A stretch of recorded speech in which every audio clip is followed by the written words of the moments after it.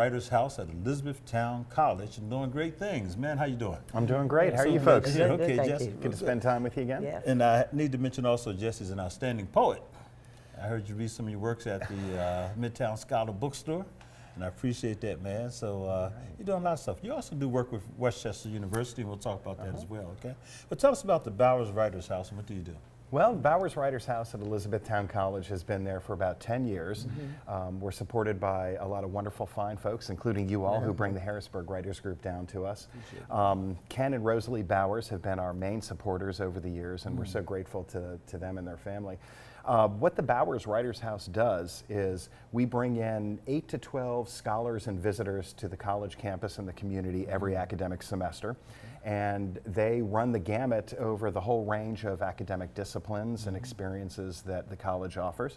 So we bring in actors, composers, genetic scientists, economists, historians, computer scientists, really with the idea that when a student or really anyone comes and experiences an interaction with these folks, they have the opportunity to see the connection between all areas of study. And we're really proud of the programming that we do.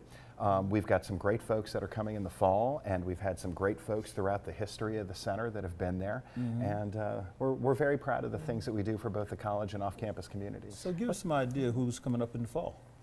Well, we have one gentleman, Carmen Gentile, who wrote a book called Blindsided by the Taliban. He was a frontline journalist in Afghanistan and lost an eye during a rocket attack. And so he wrote this book about that experience and about how it changed his life being a frontline reporter. The book is also being made into a movie, and so he'll be coming, and we're really excited about that. He'll be there during homecoming weekend, like October 18th to 20th. Excellent. And then earlier in the month, I have a young gentleman named Jason Bittel, B-I-T-T-E-L, who is, he works in advertising and in PR work, but he does a lot of science writing for outlets like Omni Magazine, Huffington Post, some really interesting, curious science articles like why 10 toes? Why not 12? You know, why evolution or Mother Nature? Did we go with that? You know, so he's a really interesting kind of funny guy. And then we've also got a wonderful poet, Kaveh Akbar, who's going to be coming later in the year, and some other folks who teach at Elizabethtown who will be presenting some things. Some other local writers and scholars who will be coming and doing some things. So yeah, some fun things. Well, I know the first time I was introduced to the Writers' House there, it was through Joyce Davis with the World Affairs Council, who brought in a couple of authors. That was really wonderful to come out and had no idea that this wonderful facility even existed. Well, that's something that we really hope a show like this can help us do, is spread the awareness of what it is that we do on the college campus for both our students and the off-campus communities. Working with folks like Joyce Davis and the World Affairs Council of Harrisburg helps us gain that kind of outreach, get a little bit more awareness. But Joyce, as I know you two, is such a fantastic woman and such a Harrisburg entity. She's really just amazing. And the co-programming that we've been able to do has been rich and just amazing. We brought in an exiled journalist from Turkey. We brought in a woman, I believe her name was Sonia Livingston, who is a consultant and scholar about border issues, and she came in and talked about those things that are going on our southern borders. Joyce is really an amazing woman. And one of the things that we try to do at the Writers' House is partner with other agencies that are local.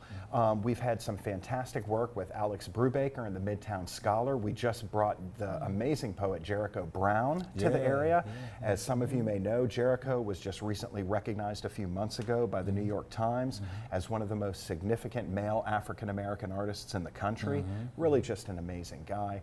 So the kind of partnership that we can do in the community that either brings folks to the Bowers Writers House on our campus to experience some things, or when we can go out into the community to kind of carry our message and our brand, those are things we really enjoy and are really excited about. Fantastic. You know, we've had a wonderful relationship with you through the Writers' Workshop, and we've been sponsoring some writer retreats, if you want to call them that. And they're free and open, and man, you've been a gracious host. We thank you so much.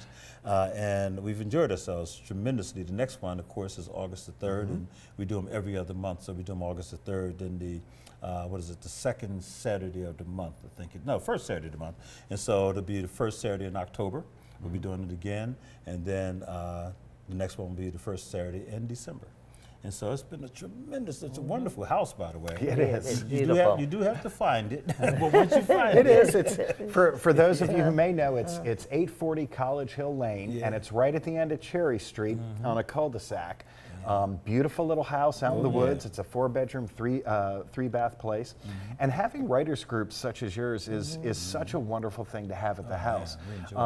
To be able to not only see folks who've never been at the house or been on the college campus, realize that we have this outlet for them is wonderful, but also to be able to see folks who want to write, to feel like they have a community and a place that they can go and engage and contribute is really fantastic.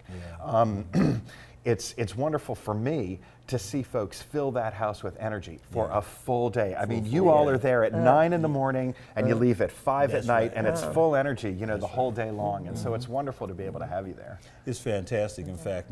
We were fortunate enough to have Michael Brown, who's an outstanding international poet. And at one time he was married to Patricia Smith, who was known as one of the best poets, period, but slam poet and all that as well. And so I've been on him to get Patricia here, which we'll make it happen.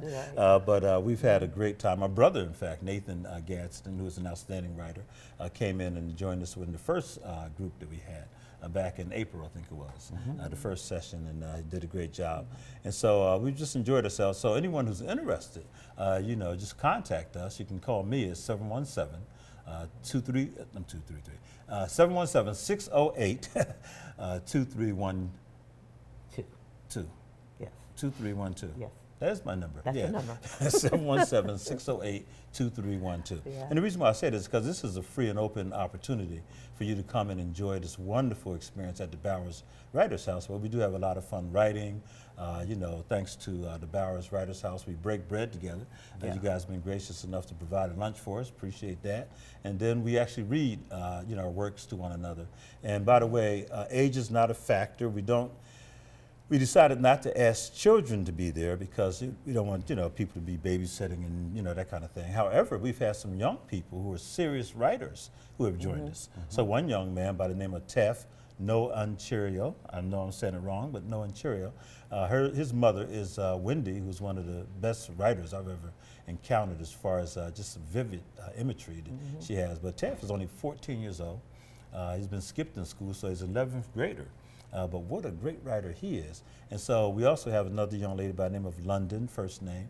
She's only a 10th grader, rising 10th grader at Central Dauphin East. And I wish I knew London's last name because she is an outstanding performance poet. Just absolutely outstanding. And she's only 14 years old, you know, once again. So we do open it up to young people who are serious writers. We have Janice Baldwin, who also is with the PAL program. She has not attended yet, but hopefully she'll be there on August the 3rd. And what a great writer she is as well. So again, we're encouraging young people. We do have a wonderful relationship with the PAL program, and we're bringing young people in. But again, Jesse, man, you're doing great stuff. So what about Westchester as well? Well, if I can just take that baton that you had a moment ago and run with it. When I was 14, 15, 16 years old and I wanted to be a writer, I don't know if I felt too comfortable being around adults because I always felt they were just a little bit kind of on a different level than me. So what we're doing this summer at the Bowers Writers House is we have free programming for 14 to 17-year-olds where they can come out and they can have sessions with myself, the amazing poet Meg Day, who teaches out at Franklin and Marshall, another of our E-Town faculty, an incredible young woman, Erica Dolson, and then a young man who teaches in Philadelphia at a few different universities there, Luke Stromberg, who's an essay writer and also a poet. We've got sessions in poetry, fiction, but also we've got an opportunity for 14 to 17-year-olds to come out and have a taste of what college writing might be like if they decide to make that choice. All of these sessions are free, they're low-key. You can find all of them on either our Facebook page or the web page that I think they just had up here, etown.edu/writershouse. Again, they're all free. folks, young kids can come in for an hour and have a session. Then we have a lunch where we just hang out and talk, and then a kind of another wrap-up 30 to 45 minutes of exercises and fun. So for those of you teens who might be out there and feel like, well, the adults can go do their thing, but I really want something for myself, we do have stuff for you. So check out our Facebook page, Bowers Writers House on Facebook. I know you all can find it. And you can see our webpage where we have those things going on as well. What days of the week are those presented? They're staggered. They're from now until the middle of August. They're at different dates. They're almost always either from 9 to 11 or from 11 to 1. And again, you can go to the Facebook page or the actual web page, and you'll see when those dates are, because they're scattered. I think there are maybe about another 12 dates, 13 dates between now and the middle of August. Wow, I'm so glad you lifted time. up. Yeah, absolutely. Time to Absolutely. get involved. Yeah. Now, you also have a role at Elizabethtown College. You're also a professor, right? I do teach there, yeah. Yeah. I teach I teach a wide variety of the creative writing classes. I also teach our writing for editing and publication class that really kind of gets students thinking about whether they want to be in that world of editing and publication. Right. And there are other administrative stuff. I have my hat in a lot of different rings there out at the college. Yeah. Fantastic. Yeah. Well, I did mention Westchester University, my alma mater, and I understand you're Go heading up- Rams. Go Rams, that's right. Golden Rams. Yes. So tell us about, the work that you do there. Well, the Westchester Poetry Center is really a unique thing. An amazing facility and resource that's for that area, Westchester, just outside of Philadelphia. And we have a couple different programs there. We have a poet in residence program where we bring a poet to the university to spend some time with high school teachers that are off campus, students who are on campus, to give readings, hold sessions for people. We also have a poetry salon program where we bring in other poets who then go into homes in the community of Westchester to give readings, to kind of almost evangelize poetry out into the community. And that's a thing I love, because not only do we have the opportunity to bring the arts into the community, but we get to talk to people about, hey, how would you like to have your home filled with poetry? And while it's not every individual that wants that, the ones who do usually really want that. And so it's an opportunity to bring poetry to kind of another place. That's amazing. And then every summer we have a conference there at Westchester that's dedicated to formal poetry and narrative craft in poetry. We have all sorts of poetries and poetics and poets that attend. And it's a really wonderful time for people to come and engage and have an arts experience. In fact, you just had that conference a few weeks ago. Yeah, we sure Tell did. us about it.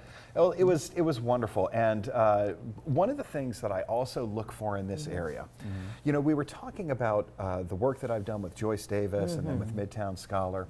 I think all of us recognize that funding for the arts is in a difficult time right now. Definitely. So I always look for people and venues and units that I can partner with.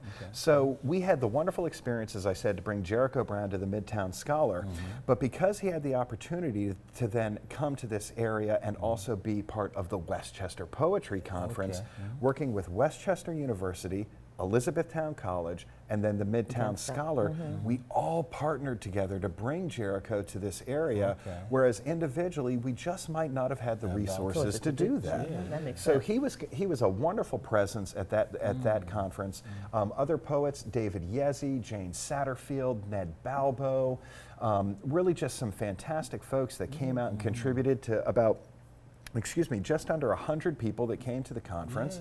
And we just had a fantastic time. 100 poets, there's a lot of energy, as you know, that's going to be flying around. That's right. That's amazing. That's fantastic. We used to do, in fact, it's been a few years now, but we did the 100 Poets reading.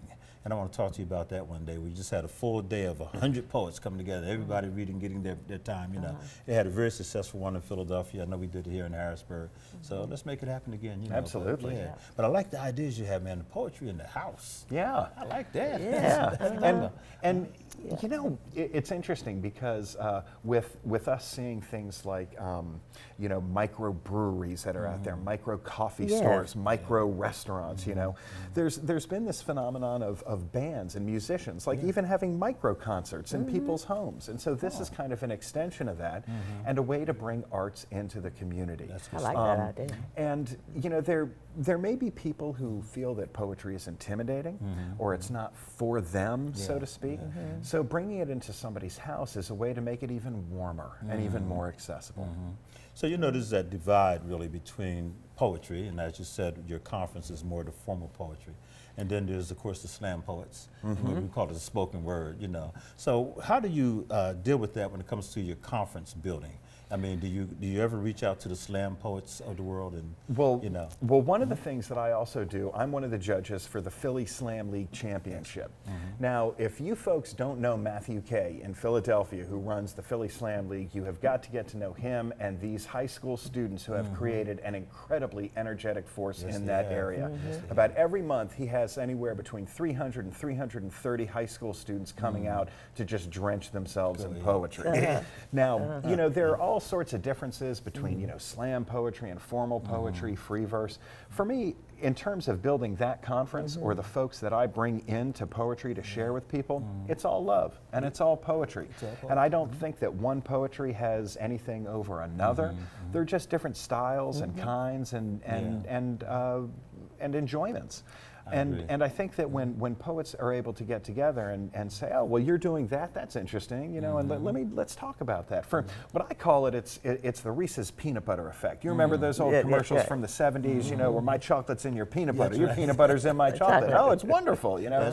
So when we all sort of mix together artistically or communally, you know, wonderful things happen. I agree with you 1,000%. We had a wonderful poet come, and I'm not going to call names or anything, but I didn't know him, but I worked with, you know, his wife at the time, and she said to me one day, she says, oh, my husband's, I said, really? And it turned out this guy was fantastic, but he's very traditional, you know, and everything. And so as he was reading, then he started making some commentary.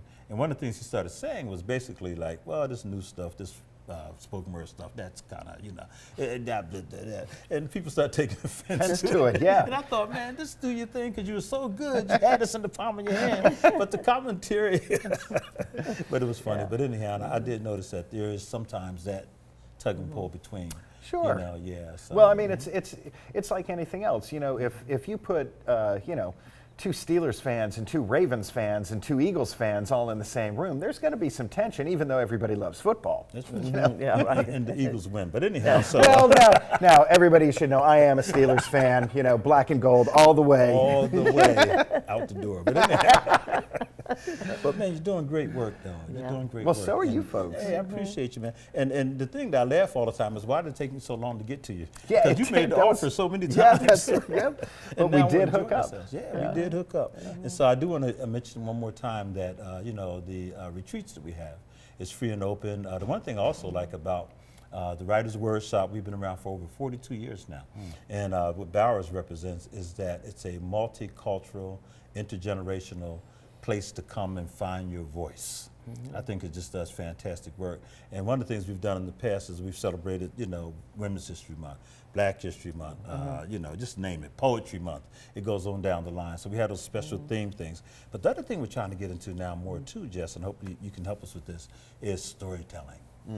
The beautiful art of storytelling. And Philadelphia is loaded, and Baltimore, with tremendous storytellers. They have all kinds of groups. But we now have one in Harrisburg through the Writers Workshop. And in fact, in October, October 20th, I think it is, the 3rd Sunday in October at the State Museum of Pennsylvania, we're going to have our annual, you know, multicultural storytelling festival.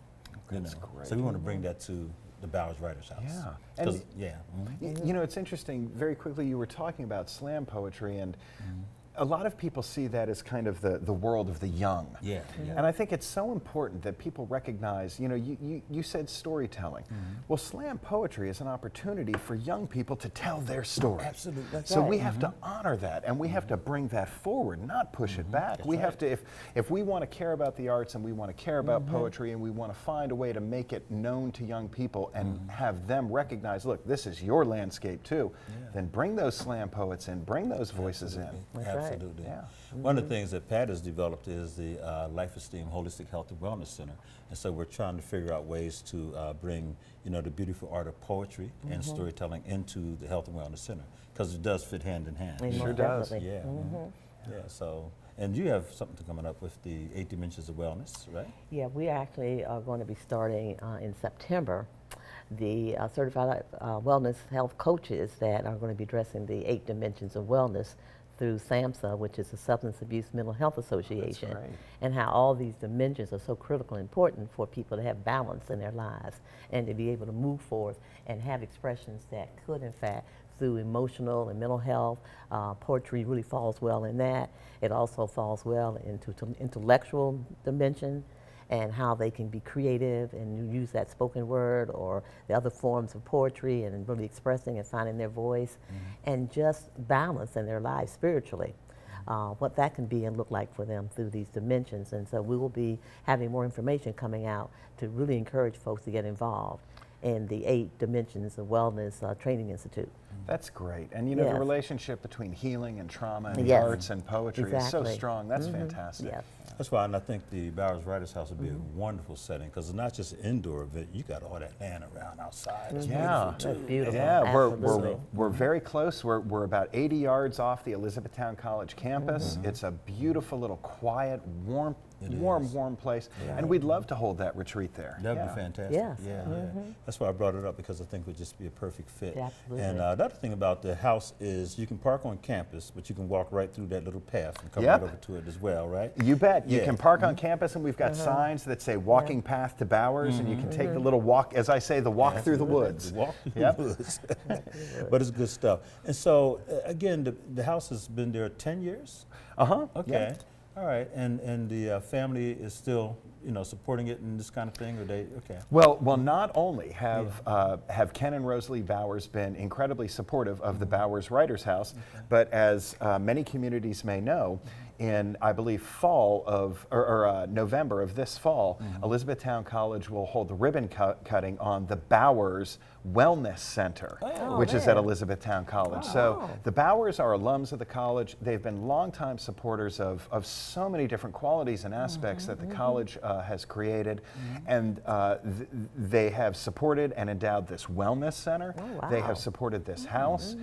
You pretty much can't go into a building on the Elizabethtown College campus that their name isn't in, because they've been incredible givers to our community. They really have, and we are grateful for them. And That's to them. good stuff, man. Oh man, hats off to the Bowers Yes. family. Thank you for doing what you do. We just need more people that have that kind of spirit to give back and everything.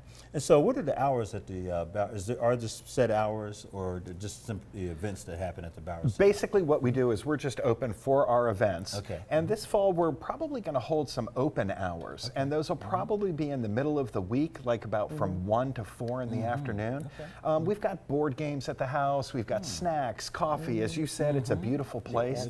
So what we're hoping that it can kind of perhaps turn into is an opportunity and a place for all writers to feel like, you know what, at least once in the week, I can go there, ride my bike there, drive there, or walk out to the house and just hang out with some other people. Writers, actors, composers, people from the community that are writing songs, that are cooking, that are gardening, just an opportunity for people to come out and have a shared experience. So someone watching the program now, and they say, well, I have a group that I would love to come out, and how do they reach you?